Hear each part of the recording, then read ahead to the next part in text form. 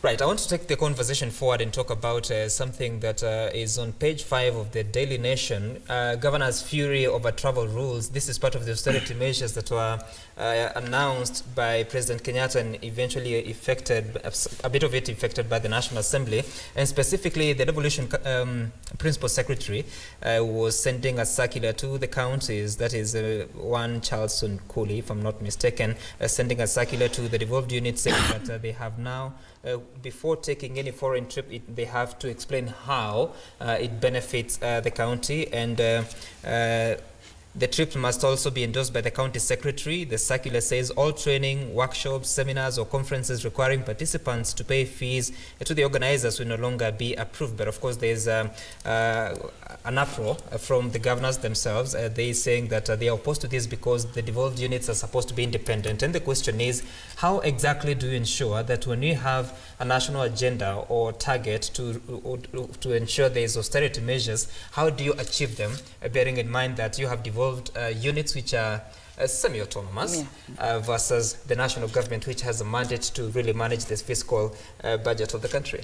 We can borrow a leaf from other devolved systems, like the US, for example, where any equivalent of a county should not in any way create a budget deficit.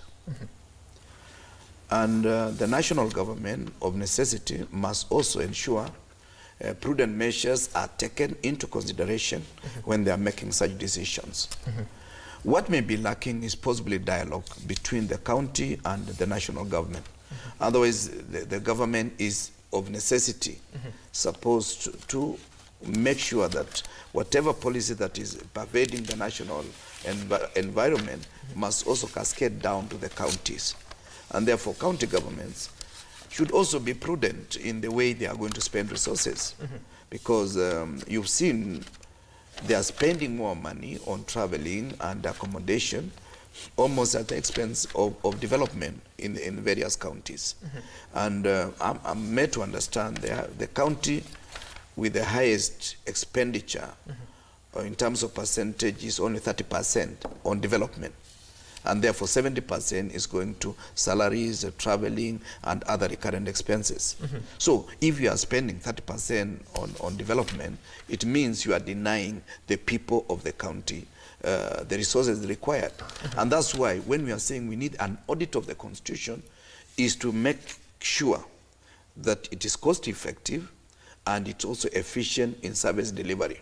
Because that is the essence of devolution. It was not about some people to feel good on the ground.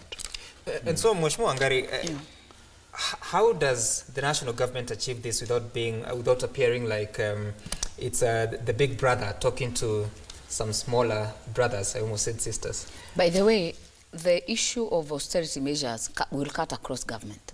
It does not matter the national government or the county government.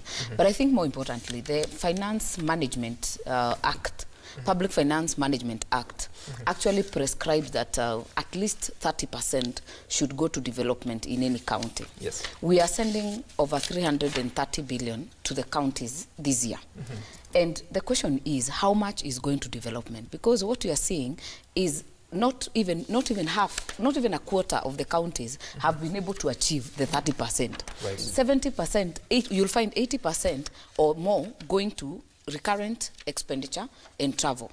And I think the challenge here goes... Is the challenge not having sufficient resources, or is the problem just unable to manage the wage bill? It is different issues. And, you know, I have sat in the Senate. And one issue I really had in the 11th Parliament was some of the contributions, or rather decisions, that counties make. You'll find that a county is contributing to the Council of Governors in millions of shillings per year, just to run and to have posh offices in Nairobi and have a secretariat and have lawyers, you know.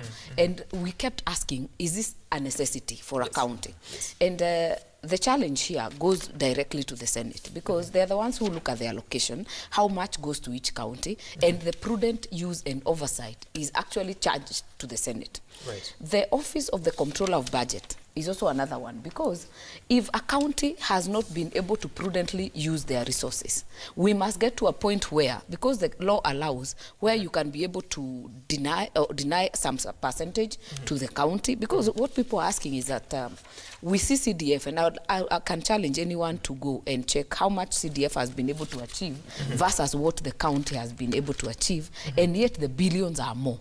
So we must get the Senate to oversight, but more importantly, this is constitutional offices, the Comptroller of Budget, the Auditor General. Every time we get the audited reports of how counties spend their money. Let the Senate be proactive in terms of that this can be able to be prevented other than coming later.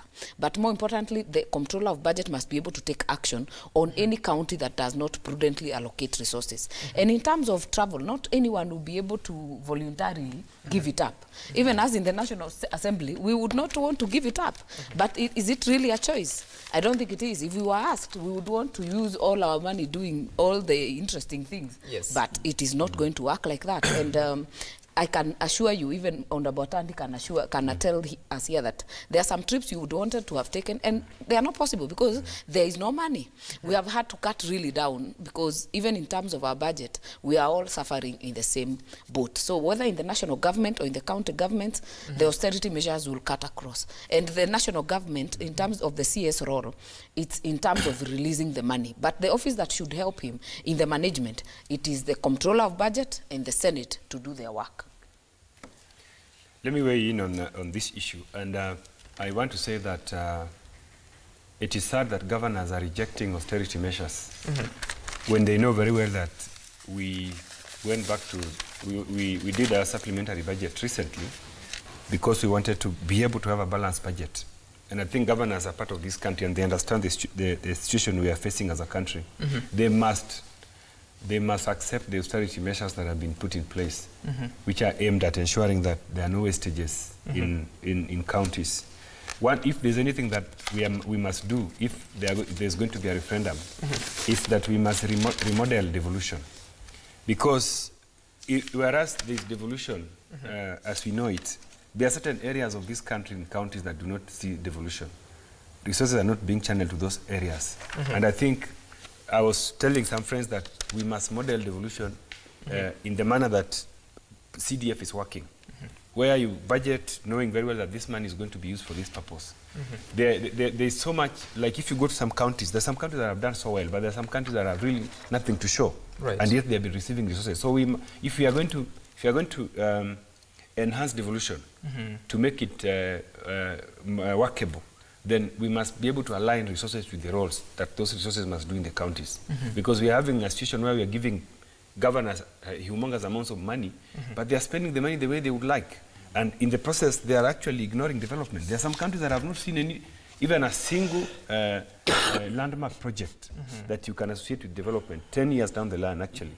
So what we are saying is that we must be able to tell governors that we will be able to define for them what they should do with the resources. Right. Yeah, in terms of development, in terms of expenditure.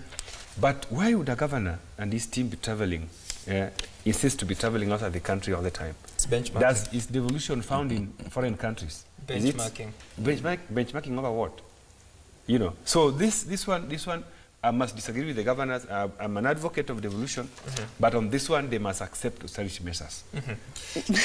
But to be fair, I think, to be fair to the county governments, we can also not say that the national government can have the chance to travel and compare and deny the county governments the same experience. I think that would not be fair. I think what we would want to look at, like he says, in terms of, you see the way CDF Act is structured. Right. If I get 100 million today, I am very certain in terms of what goes where. I know 20 to 35% will go to bursaries. The amount is prescribed. 2% will go to administration. 50% will go to development. And I think that is exactly where the Senate should take up the challenge. Develop a law. And for me, I disagree that for us to restructure devolution, we need a referendum.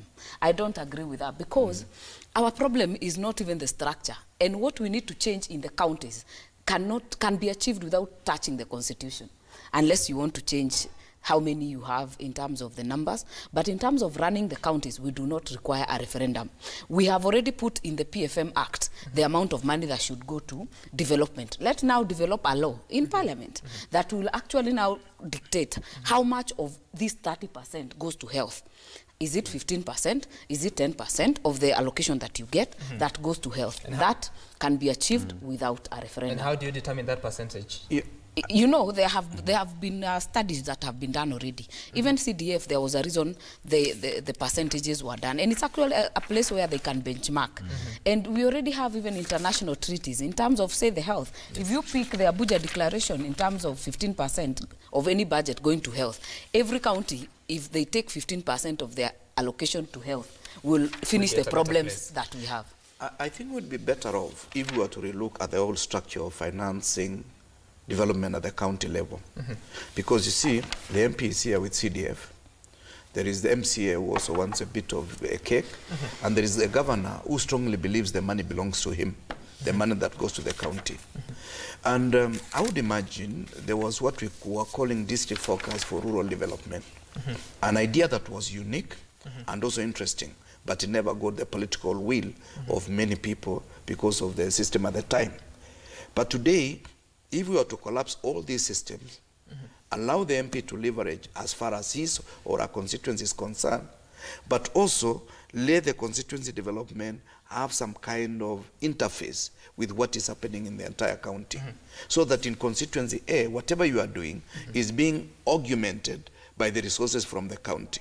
And the county of necessity must also be listening to the member of parliament in terms of investing in that particular constituency.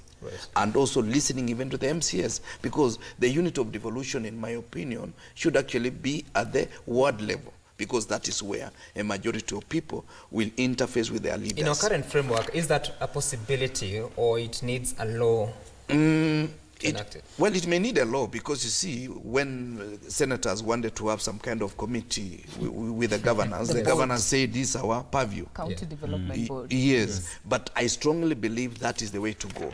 There are no resources belonging to an individual.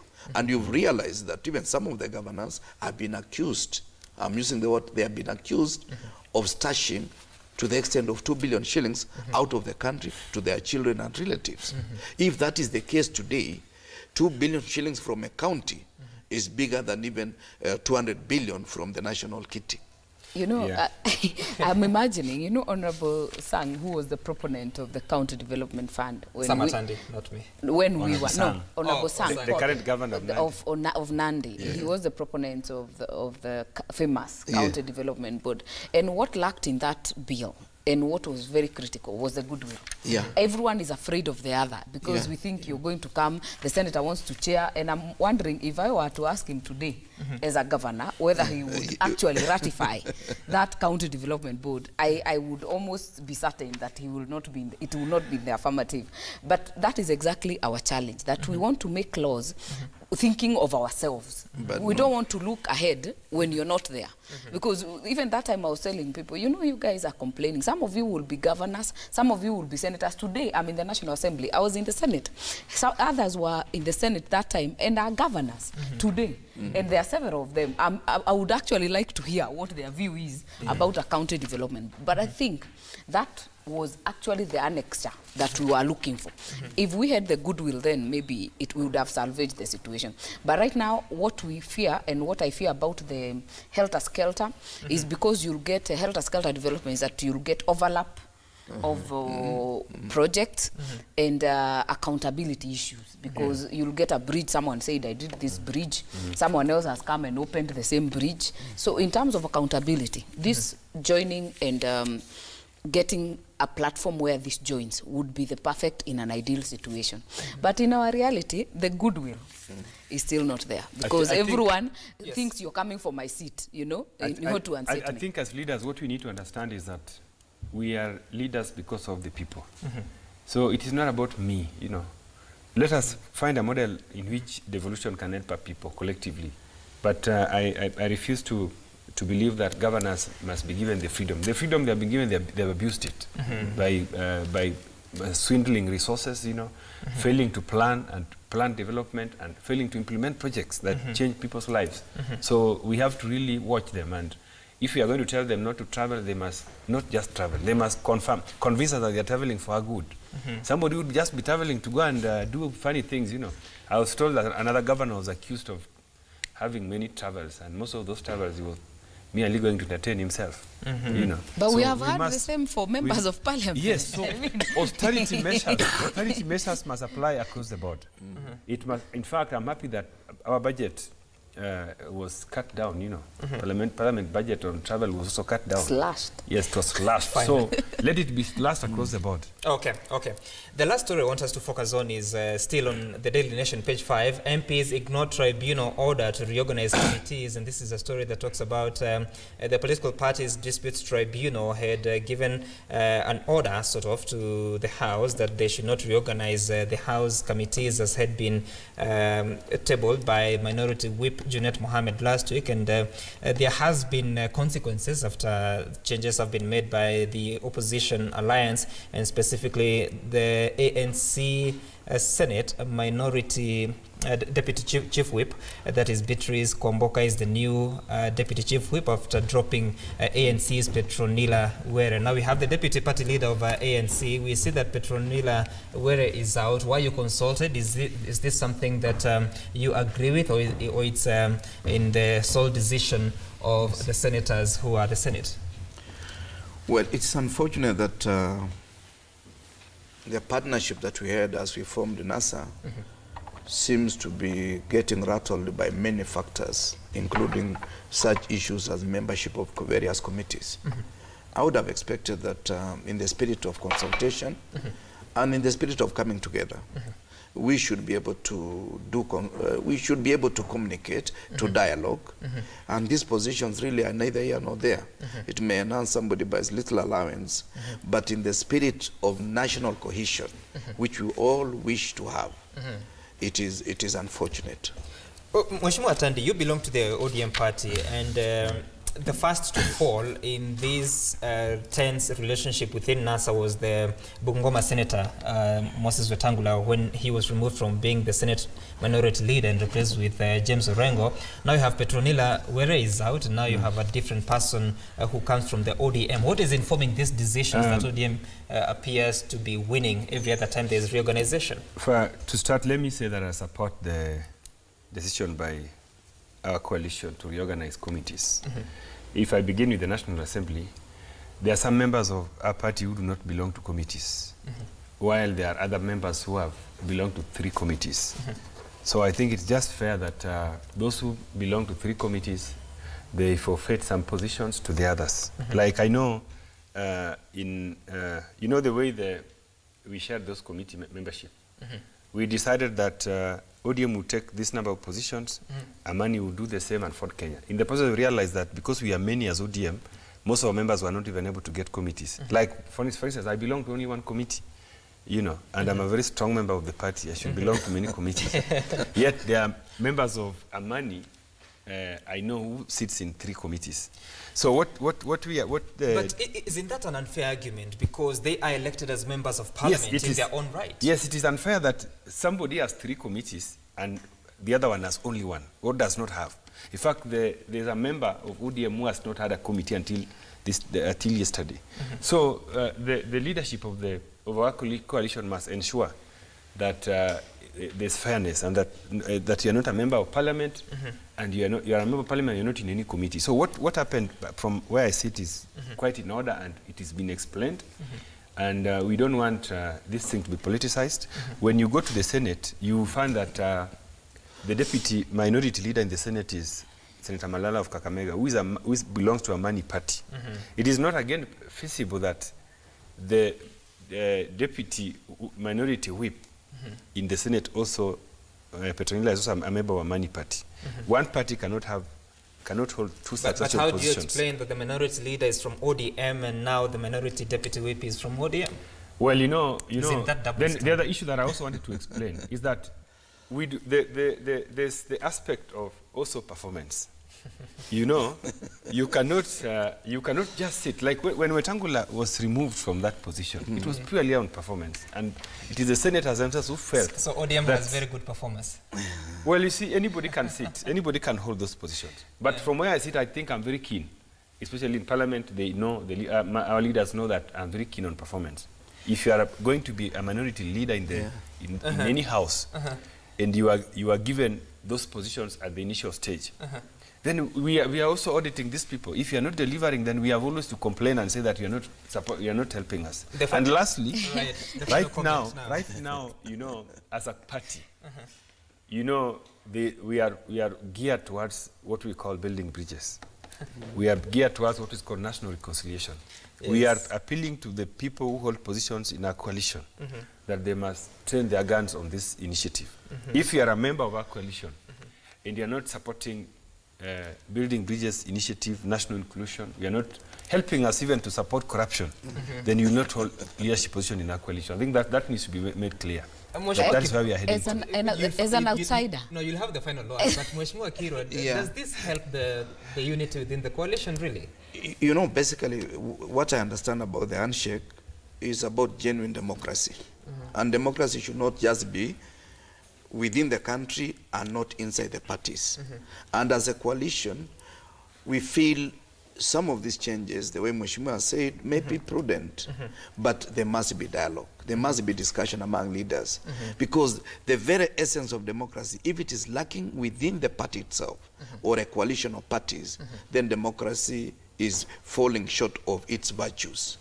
And therefore, what ODM is doing, with a lot of respect to ODM and ODM leadership, is not in keeping with the handshake.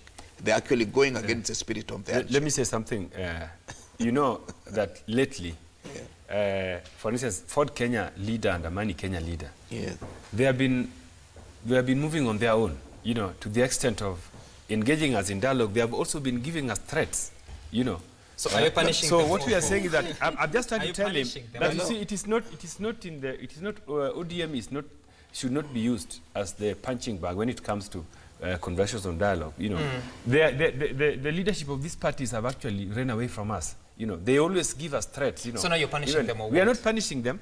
I'm just saying that the ODM party has taken the decisions we have taken is prudent, but on the question of dialogue, we cannot dialogue ourselves. If you want us to dialogue, you engage us also. You know, because you know we are also the largest political party. Oh my! The last one will come from I think he has summarized it because I think he has summarized it because he has brought out the issue of the big brother that we are the majority, so you guys can do nothing. And I think that's not the position. NASA, and you can hear Atandi saying the decision ODM has taken. He has said it right here. The decision ODM has taken, because it's no longer a coalition issue, and the center cannot hold. And in fact, when they removed Wetangula, if you remember, Wetangula said very clearly the divorce will be messy and noisy. In fact, they removed him as the hardest nut to crack because they faced more resistance with him, so that they test the waters. And those of us who could see, we already knew that everyone else in ANC will go. Martha, I disagree with you. By the way, no, you are free to disagree. I'm talking as an outsider. I'm talking as an outsider because I'm not in the coalition. But from what we read is that that was to test the waters. It was already done, and everyone else will go. Actually, that's why you see the deputy party leader of ANC was actually taken aback because he didn't even know what exactly was happening. And I think, for us anyway, we are okay with the situation. The enemy of your enemy is your friend. But the coalition cannot, the center cannot hold. And I think ODM has just come out to show true colors and to show that we are the dominant ones and we are the big boys and you are below us, and we have shown you as much as we can. And I think that is the route they have taken. I don't want to take it down that road. Yes. I think Mother is celebrating over misfortunes, which can also be national misfortunes. I want her to understand there is what we call hegemony. And when you have hegemonic power, which ODM has within NASA coalition, you must also have certain packages and certain costs that you must bear. ODM is falling short of that understanding by not realizing that if you are the big brother, there are certain things you'll be accused of. You must carry that burden and also accommodate the rest. Because democracy is not about winning and winning and winning. Right. It is listening to the voices of those who may not be strong enough and also taking a position that is in conformity with rationale. Okay. But let me disagree with my sister. Now, finally. Yes, if you look at the coalition leadership in both houses, in the National Assembly, our deputy minority leader is from Wiper Party. We have the deputy whip from Ford Kenya. So it is not right to say that ODM is killing her brothers and sisters. It is not. That's not the position. We are clearly saying that we are just trying to make our coalition effective in the houses, in both houses, and it is not possible that a Mani party, which has 2 senators in the Senate, there are 3 senators, can hold 2 powerful leadership positions in the Senate. They have a deputy but they minority have been leader. those positions for more than 1 year. They have, but you see, it gets to a point when things must be reorganized. Leadership must be reorganized. So what the Senate has done is in order. I support them on the National Assembly front. Who is the next casualty? There's no casualty. Is it Mbui? We are working. Is it Mbui or Malwa? We have confidence in Mbui. He's working with us very well. Even Wamalwa is, despite the fact that he sometimes is watermelon, but we will bear with him.